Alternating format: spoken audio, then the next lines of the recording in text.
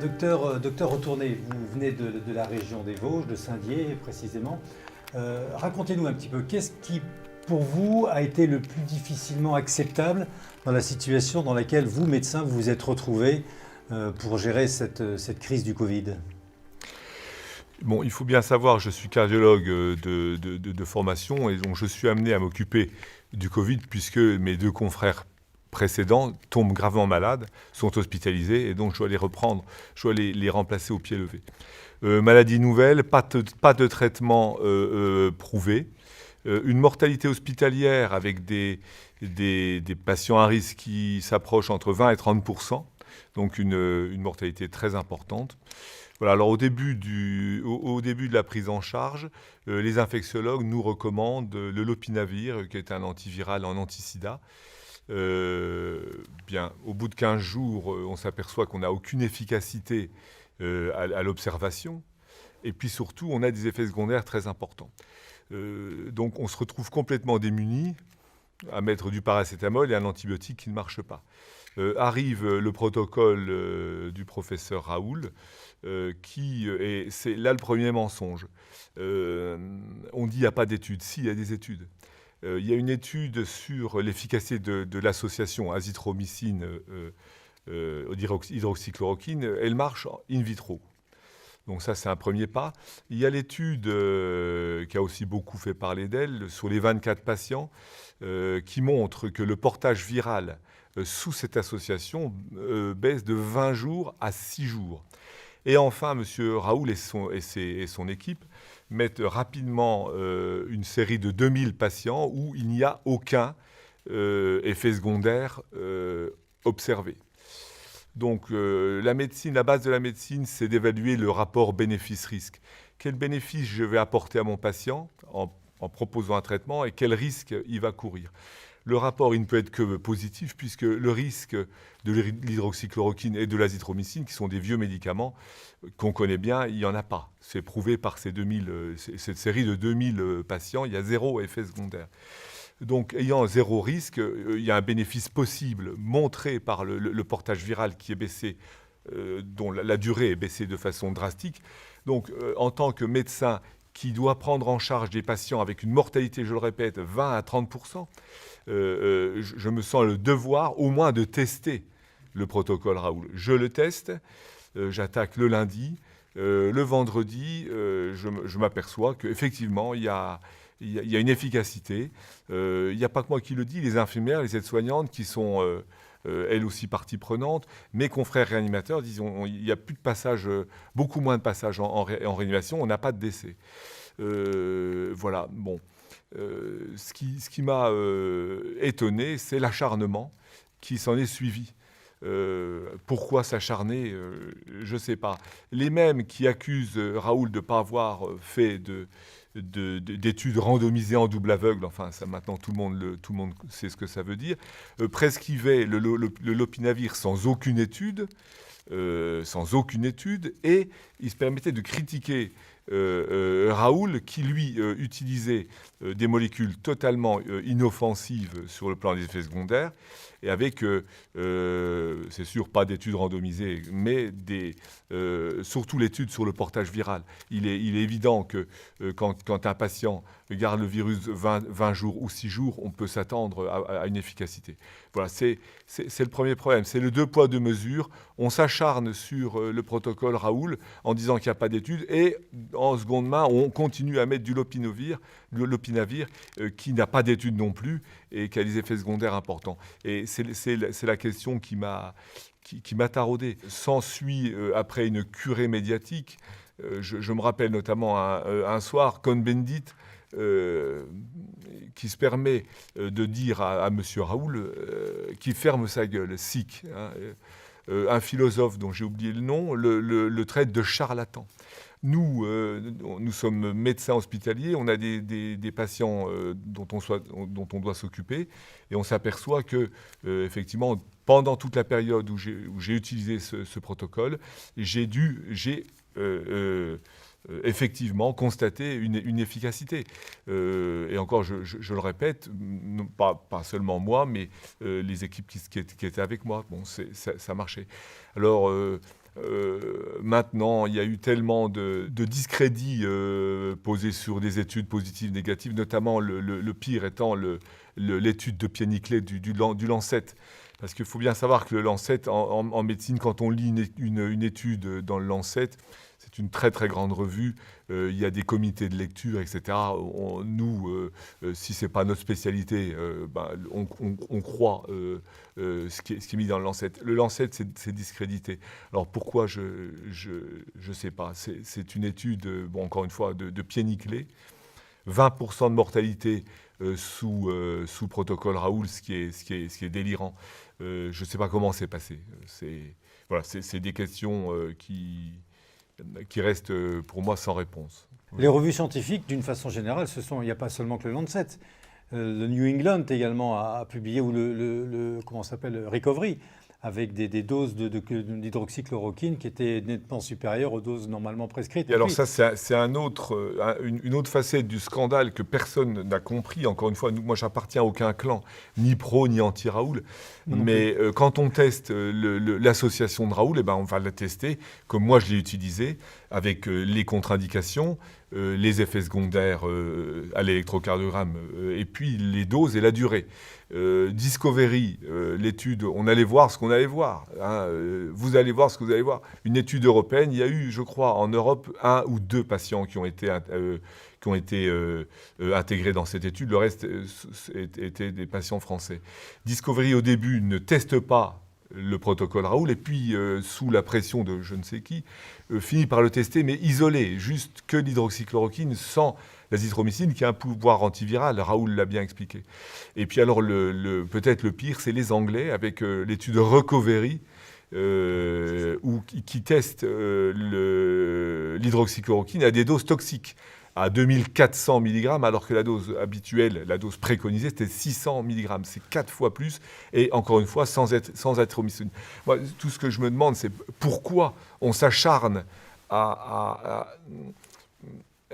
tester l'hydroxychloroquine dans des conditions qui ne sont pas celles qui ont montré qu'il y avait un portage viral qui était baissé de façon drastique. Et à un moment, nous, on se pose la question, les médecins de terrain, manifestement, il faut tuer Raoul. Pourquoi ? Je ne sais pas, mais il faut le tuer. Alors, c'est des questions que je me suis posées.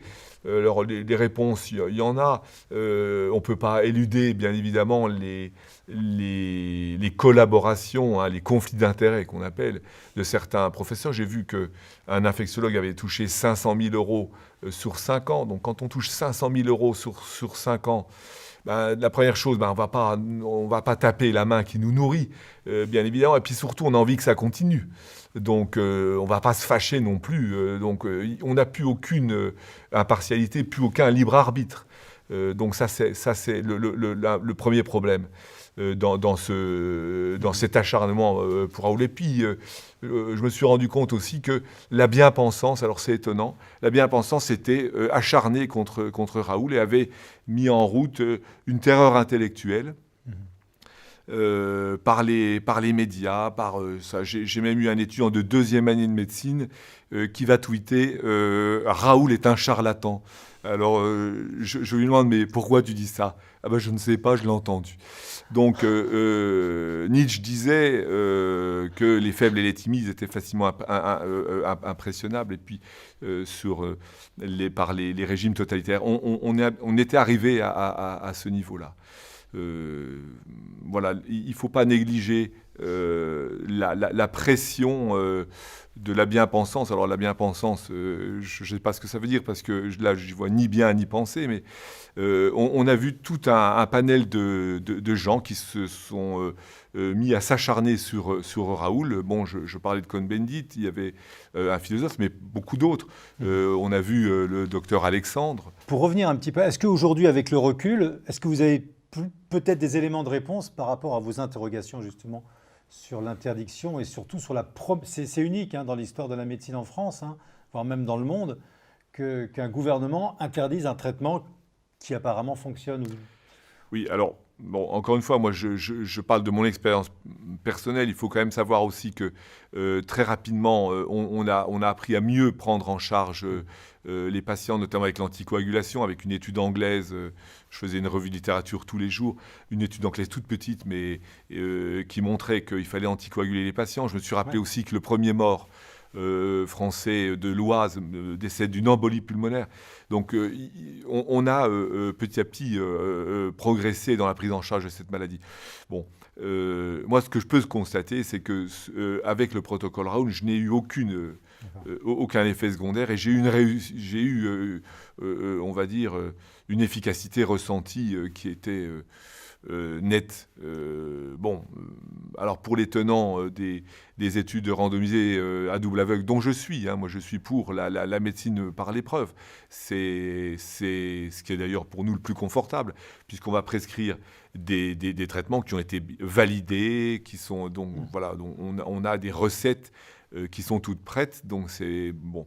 Alors le problème dans le cas du Covid, c'est qu'on n'avait pas le temps de faire ce type d'études, parce que Discovery, qui est un scandale, on a, je crois, toujours pas les résultats. Donc c'était ou laisser nos patients sous paracétamol et un antibiotique usuel, ou essayer ce protocole. Et je ne vois pas pourquoi tout le monde s'est acharné là-dessus. Je ne comprends toujours pas. Et le classement de la chloroquine en substance vénéneuse? Alors, ça avait été fait au mois de janvier, à la demande, semble-t-il, de Sanofi.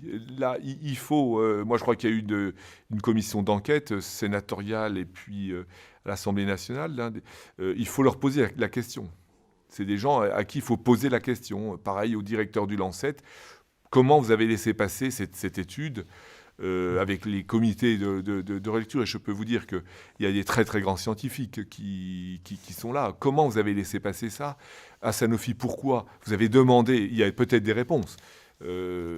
Mais c'est vrai qu'un médicament qui a 70 ou 80 ans, brutalement le mettre en substance vénéneuse, c'est quelque chose qui pose question. Est-ce qu'il y a autre chose aujourd'hui avec le recul, quand vous voyez la situation dans laquelle on est, l'épidémie apparemment, voilà, on assiste à une guerre entre épidémiologistes, les uns disent que c'est terminé, les autres parlent de seconde vague. On se retrouve les otages de blouse blanche. Pierre Dac disait que les prévisions sont un art difficile, surtout quand elles concernent l'avenir. C'est quelque chose comme ça. C'est très difficile. Tout ce qu'on peut voir, c'est les antécédents d'épidémies de ce type de virus. En règle générale, il n'y a pas de seconde vague. À part la grippe espagnole, où il y a eu beaucoup de décès, mais ils sont morts. C'était particulier. Il n'y avait pas les techniques de réanimation actuelles. Jusqu'à maintenant, dans toute l'histoire des épidémies, il n'y a jamais eu de deuxième vague. À part la grippe espagnole, oui. Mais non, il n'y a pas eu de deuxième vague. Les contaminations actuelles semblent être plutôt, on va dire, un rebond sismique de la première.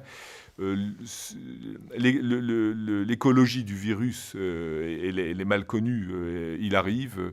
On a retrouvé des scanners d'octobre ou de novembre en région parisienne qui étaient typiques du Covid. Donc ça veut dire que le virus était déjà là, très probablement là. Il pousse avec une courbe de Gauss, une montée rapide, un plateau et puis une descente rapide. Personne ne sait vraiment pourquoi. Donc encore une fois, les prévisions sont un art difficile. Donc le virus, vous dites on sait que le virus était déjà là au mois de novembre en France? Oui, il y a des scanners en région parisienne qui montrent des lésions typiques du Covid. Et en Alsace également, donc en octobre-novembre 2019. Et apparemment, on en parlait tout à l'heure, mais comment comprenez-vous également qu'on ne sache pas grand-chose sur ce virus? C'est-à-dire est-ce qu'il a été vraiment isolé? Moi, c'est la première question que j'ai posée. Personne ne peut me dire oui, il a vraiment été isolé. Où est le patient zéro? Et puis donc on brode. Effectivement, le professeur Montagnier a été brocardé dès qu'il a émis cette hypothèse que il y aurait eu les 3 segments qui auraient été ajoutés du VIH et de la malaria. Mais c'est tout, on n'a pas cherché à en savoir plus. Vous, en tant que médecin, est-ce que ça, c'est quelque chose de courant dans la médecine? C'est-à-dire qu'on ne cherche pas vraiment qu'est-ce que c'est que ce virus? Parce que ça, il a dû être étudié, ce virus. On doit Oui, connaître son génome. Oui, le virus a été étudié. D'ailleurs, il a muté. Il y a des mutations qui ont été mises en Il y a évidence. 250 mutations Oui, apparemment. oui. Et bon, ce qu'on peut ressentir, c'est que il semble avoir perdu de sa virulence. On le voit dans la vie de tous les jours. Même si je m'occupe plus. Et puis surtout, chez nous, on n'a plus un cas de Covid. Non, encore une fois, Monsieur Montagnier, il est prix Nobel. Il parle de ça. Je vais pas dire qu'il dit n'importe quoi. Enfin, on ne l'écoute pas et on le ridiculise. Là aussi, c'est une technique vieille comme le monde, puisque Schopenhauer, une nouvelle référence philosophique, disait qu'une vérité avait trois passages, trois phases. D'abord, elle est ridiculisée, ensuite, elle est combattue, puis après, tout le monde la considère comme ayant toujours été une évidence. Alors, la troisième phase, on n'y est pas arrivé, mais on est clairement là. Monsieur Montagnier a été traité de vieillard sénile, ce qui est quand même... enfin, pas, mais sur les réseaux... Bon. Avec le recul aujourd'hui, que retenez-vous de cette gestion de crise? Quels sont les points faibles que vous pouvez mettre en évidence et qu'est-ce qu'il faudrait pour éviter cette cacophonie et la situation dans laquelle on est toujours, parce qu'apparemment on est toujours prisonnier? Je pense que le péché originel, c'est le mensonge sur les masques. Le stock de masques avait été détruit et les peu de masques qu'on avait ont été... offert en début de Covid, 7 tonnes à la Chine et 5 tonnes à l'Iran. Et on n'avait pas de masque. Et c'est vrai que il apparaissait clair que, comme il n'y avait pas de masque, les autorités ont dit le masque, ça ne sert à rien. Donc, une fois qu'il y a un mensonge à l'origine d'une crise, c'est très difficile de rattraper le coup. Ce qui semble logique, c'est que quelqu'un qui est infecté, s'il porte un masque, on le sent, encore une fois, c'est logique. Il y a moins de postillons, il y a moins de contamination.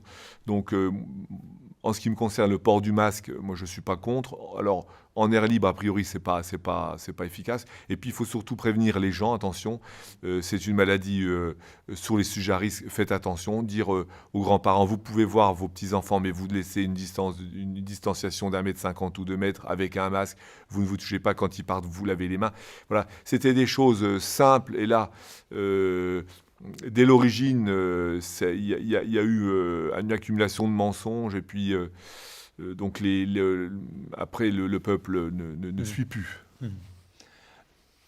Là, on entend très clairement des discours quand même qui menacent, qui sont menaçants, notamment je pense à 2-3 médecins de la Pitié-Salpêtrière qui ont écrit, c'est noir sur blanc, qu'il va falloir se vacciner, que ça va être obligatoire. Si on ne se fait pas vacciner, on ne pourra plus voyager, nos assurances seront plus chères, on ne pourra plus mettre nos enfants à l'école. Comment comprenez-vous que des médecins comme ça, des médecins qui ont pignon sur rue, des grands médecins, voire même des professeurs, ont ce genre de propos en disant « Attention, il faudra vraiment penser à la vaccination, il faudra qu'elle soit obligatoire, sinon, pampan ». Pour le vaccin, les différents coronavirus qui ont déjà été identifiés, il n'y a toujours pas de vaccin. Donc on trouverait en quelques mois un vaccin. Personnellement, je mettrais des réserves là-dessus. J'ai vu certaines études de vaccins en préparation. On parlerait d'un taux de protection de 20, 30, 40%. Vacciner tout le monde avec une maladie qui est bénigne dans 99,5% des cas, je crois la vaccination obligatoire serait une hérésie. Ça, c'est évident. Dès qu'on introduit un médicament dans le corps d'un patient, encore une fois, on parle de bénéfice-risque, il y a un risque. Et le vaccin pour la grippe, selon les années, il varie entre 30 et 60% d'efficacité. Là, le vaccin anti-Covid, si on l'a avant la fin de l'année, ce qui est, on l'a bien compris, c'est aussi un argument politique, notamment avec Trump. C'est un vaccin qui sera pas... Il n'y aura pas assez de... C'est mon avis, encore une fois. Il n'y aura pas assez de recul pour juger de son efficacité et de son innocuité. Docteur, vous prenez un risque en parlant aujourd'hui parce que moi, la première question que je me suis posée, c'est devant un tel chaos, devant une telle incompréhension, il y a 200 000 médecins généralistes, pourquoi personne ne bouge pour défendre le fameux traitement qui apparemment donnait des résultats? Pourquoi? Quel est le rôle du Conseil de l'ordre, qui apparemment a un rôle coercitif très important, puisqu'il a pouvoir de vie et de mort sur les médecins généralistes? Comment voilà, quel est votre regard sur cette puissance ou cette menace permanente sur les médecins par le Conseil de l'ordre? Est-ce que vous, de votre côté, vous avez d'autres médecins qui seraient prêts à témoigner, mais qui n'osent pas parce qu'il faut rentrer dans les clous? Il faut savoir qu'il y a eu un sondage en tout début de crise. Encore une fois, il faut bien savoir que le protocole Raoul, c'est au début que l'opinavir ne marche pas, le remdesivir n'est pas commercialisé, en tout cas on ne peut pas l'avoir. Et puis encore une fois, il n'y a pas d'études, donc c'est Raoul ou rien. Et puis les études sont mauvaises sur le remdesivir. Oui, maintenant on le sait, mais je parlais du début de la crise.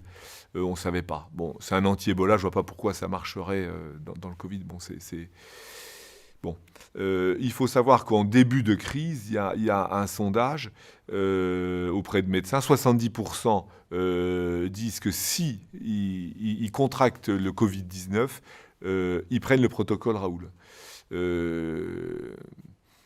Donc, ce qui veut dire que les médecins, pour une écrasante majorité, étaient pour essayer le protocole. Alors, tous les médecins de ville, ça a été impossible puisque ça n'était pas disponible en ville. Moi, je l'ai eu à l'hôpital. Bon, j'ai dû batailler, mais ça n'a pas duré très longtemps. J'avais à chaque fois que je prescrivais, par contre, un message un warning en disant attention, vous risquez jusqu'à la prison. Alors qu'on n'avait rien pour l'opinavir, bien évidemment. Les médecins, dans l'immense majorité du cas, au début de la crise de Covid, sont pour le protocole Raoul à 70%. Alors, comment expliquez-vous que 70%, entre guillemets, sont pour ce protocole et que le Conseil de l'ordre, lui, a filé droit et a suivi le gouvernement qui a interdit ce traitement? Alors, le Conseil de l'ordre, c'est très particulier. C'est une instance qui est ordinale. Bon, ils ont à leur tête, quand à la tête il y a un anti-Raoul, il va exprimer ses idées parce que lui-même il pense ça.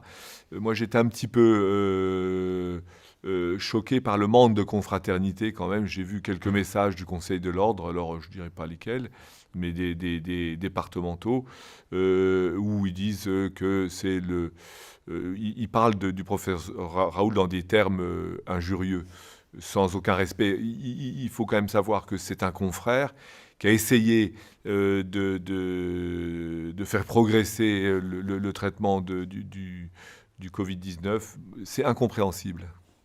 Tout ça pour ça, enfin, c'est incompréhensible. Pareil, je ne comprends pas. D'où vient cette violence et pourquoi une telle violence sur un médecin qui cherche juste, non pas à faire peur, mais à soigner, à sauver des vies, quoi, voilà. Oui, alors le problème de l'industrie pharmaceutique actuellement, c'est que je vois dans ma spécialité, la cardiologie, on arrive à des choses extraordinaires. D'ailleurs, je ne suis absolument pas contre l'industrie pharmaceutique qui a fait 90% du progrès médical ces 30 ou 40 dernières années. C'est qu'ils ont un problème de recherche. C'est de plus en plus difficile parce qu'on obtient des résultats de plus en plus bons. Et puis, donc c'est très compliqué dans la prise en charge de ma spécialité d'origine, la cardiologie. On a des résultats qui sont maintenant excellents. Donc on va essayer de gagner sur 100 patients traités. On va essayer de gagner peut-être sur un patient. Donc c'est de plus en plus difficile. Alors là, il y a peut-être aussi ça où Raoul a peut-être gêné parce qu'il a été rechercher une vieille molécule, il l'a testée, et puis ça marchait, en tout cas sur le portage viral, et puis en observationnel. Bon, c'est peut-être ça qui gêne aussi. C'est clair que Sanofi se prive d'un futur marché qui est colossal, hein. 700 milliards de dollars, hein, le futur vaccin. Ce qui expliquerait que peut-être la chloroquine ait été classée comme substance vénéneuse. Mais s'il y a un traitement, il n'y a plus de vaccin. Donc, surtout sur un coronavirus qui mute tout le temps. Donc, Encore une fois, vacciner toute la population sur un virus qui est extrêmement bénin, celui qui va, on va dire, légiférer là-dessus, je lui souhaite bon courage. Parce qu'il y aura de toute façon des problèmes de vaccination. Moi, je suis pour le vaccin, bien évidemment. Les vaccins ont éradiqué des pathologies, la variole. On a encore, par exemple, une quarantaine de morts de sujets jeunes qui meurent de méningite, alors qu'on pourrait les vacciner en France. Donc je ne suis pas anti-vaccin, mais un vaccin rapidement sur une pathologie bénigne dans l'immense majorité des cas, ça paraît démentiel de le rendre obligatoire. Le système dans lequel on se retrouve aujourd'hui, avec cette mainmise, on va dire, de l'information sur notre pensée, sur notre peur aujourd'hui, parce que les gens sont quand même aujourd'hui tenus par la peur, hein. Regardez à l'extérieur, les masques, la peur. Alors là, il n'y a peut-être plus la peur du virus, c'est la peur de l'amende, mais la peur est toujours là, la peur qui affecte notre système immunitaire.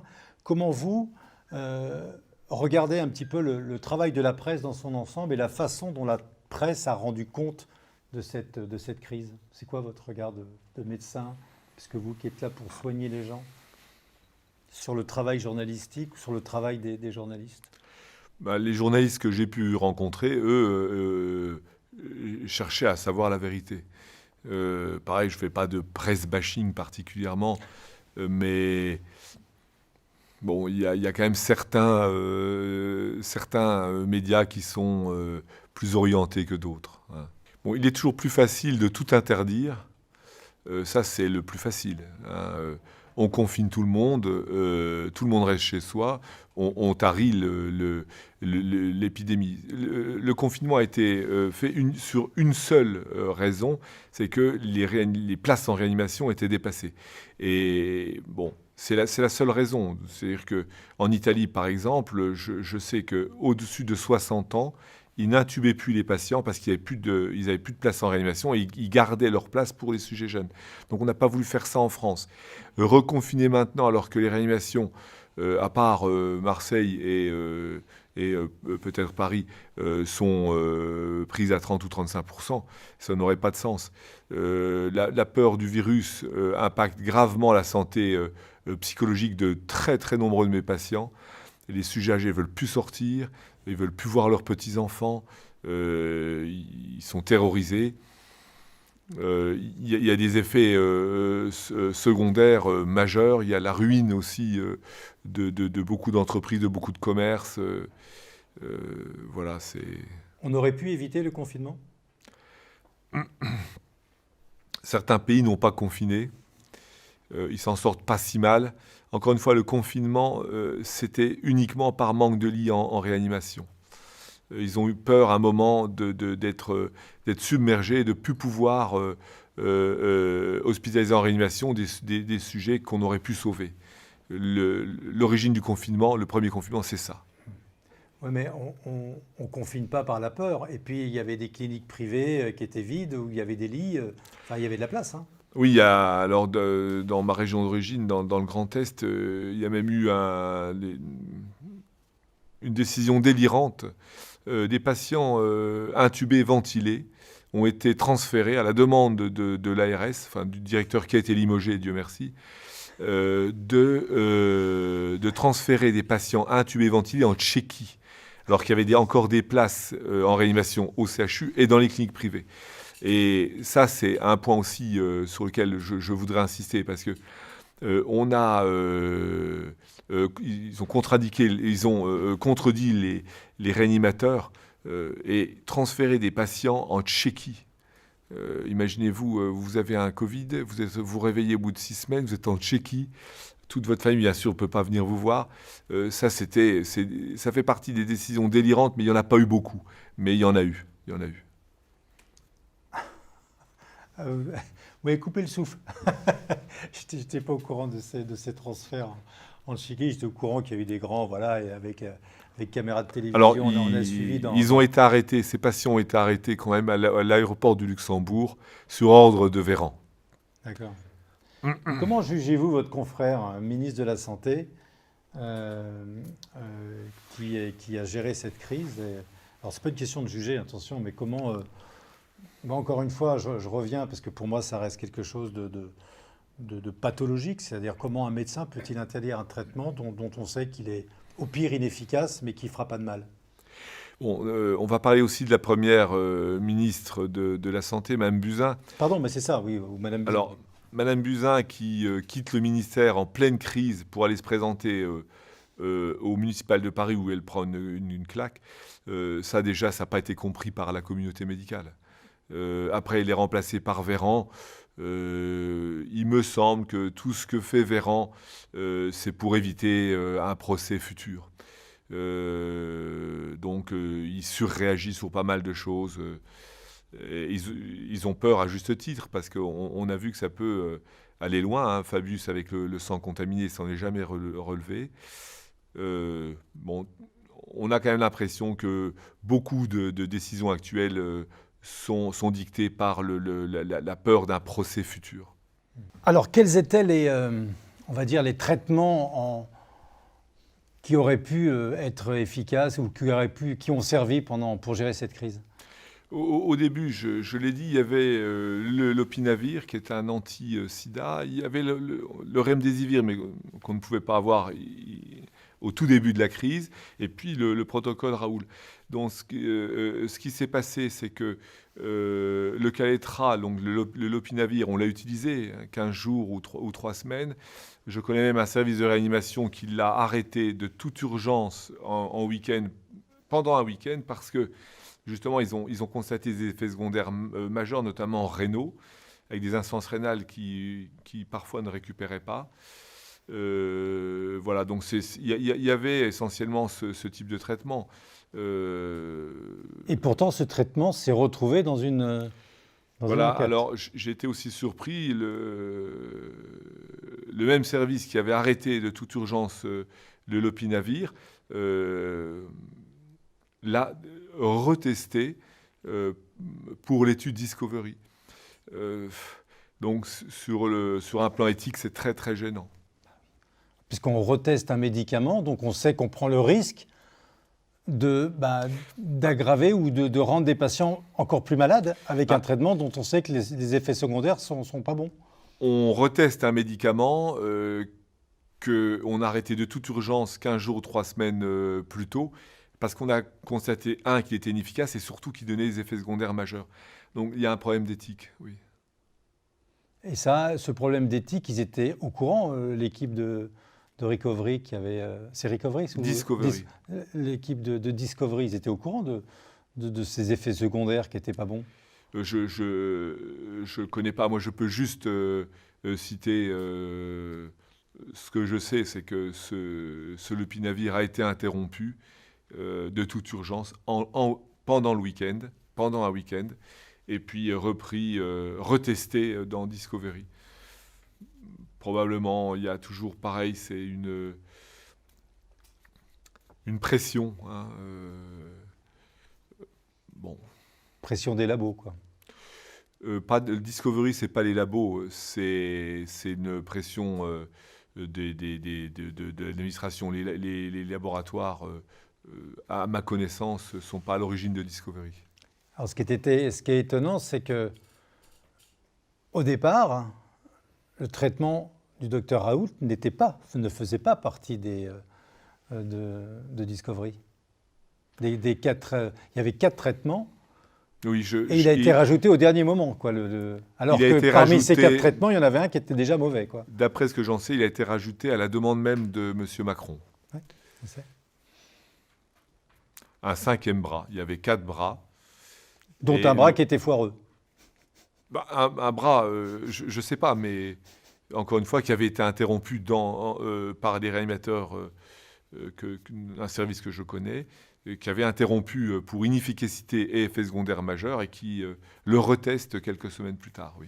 quelle serait la leçon que vous tirez un petit peu de cette situation dans laquelle on se retrouve aujourd'hui? Encore une fois, on va partir d'aujourd'hui, c'est-à-dire une situation qui reste encore confuse, avec pas mal de gens qui ont peur, avec des masques qui sont partout maintenant, qui sont dans tous les endroits, dans tous les milieux, que ce soit en espace ouvert ou à l'intérieur, ou voire même dans les sociétés.